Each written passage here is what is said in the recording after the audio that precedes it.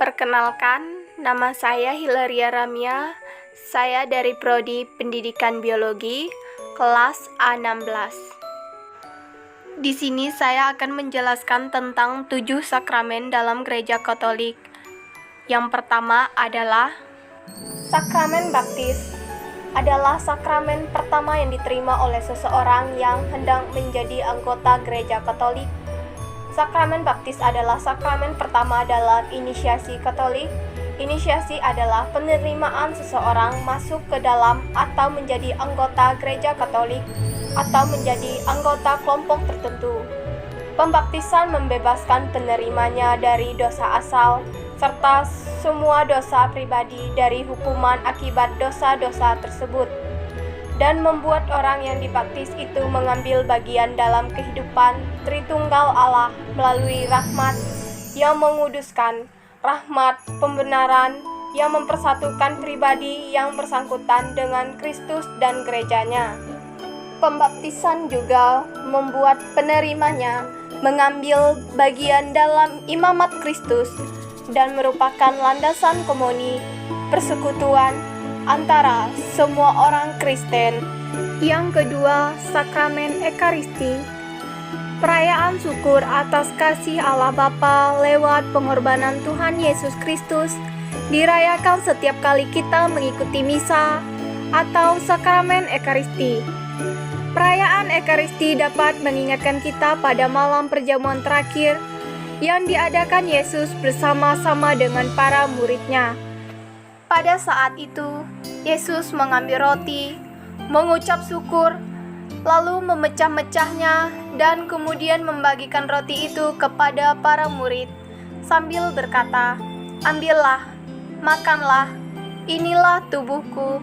Setelah itu, ia mengambil cawan dan kemudian mengucap berkat dan memberikan kepada para murid-Nya dan berkata, "Minumlah kamu semua dari cawan ini, sebab inilah darahku, darah perjanjian yang ditumpahkan bagi banyak orang untuk pengampunan dosa."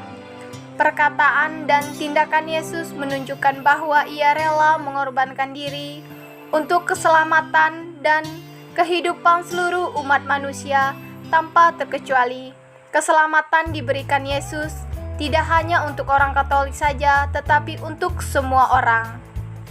Ketiga, sakramen Krisma adalah Allah Bapa memperkuatkan jiwa kita lewat sakramen penguatan atau sakramen Krisma. Karena karunia Roh Kudus inilah para rasul menjadi berani berbicara dan bersaksi di tengah banyak orang. Turunnya Roh Kudus atas para rasul dirayakan pada hari raya Pentakosta. Pada waktu dibaptis, kita mendapatkan anugerah Roh Kudus yang mendampingi kita sebagai anak Allah, dan kita menerima sakramen Krisma. Kita akan mengalami bahwa Roh Kudus yang telah kita terima pada saat pembaptisan dapat berkarya secara khusus dalam diri kita untuk menguatkan dan mendorong kita untuk bisa menjadi semakin kuat dan dewasa dalam iman. Keempat, sakramen pengakuan dosa atau tobat adalah setiap orang pernah berbuat dosa. Dosa dapat merusak hubungan kita dengan sesama dan Tuhan, sehingga membuat kita merasa tidak senang dan bahagia. Oleh karena itu, Allah Bapa menganugerahkan kepada kita sakramen tobat atau pengakuan dosa.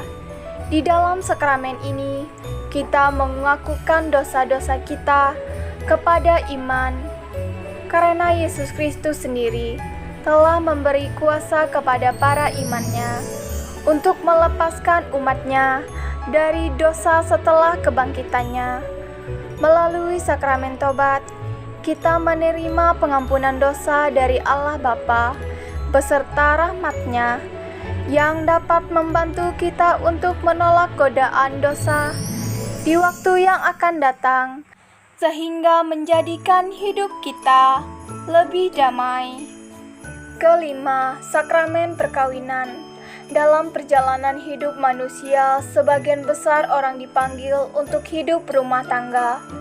Allah Bapa memberikan sakramen secara khusus kepada pasangan yang menikah agar dapat menghadapi berbagai macam problema yang akan timbul setelah pernikahan nanti, terutama di dalam mengasuh dan membesarkan anak-anak untuk dididik menjadi pengikut Kristus yang sejati.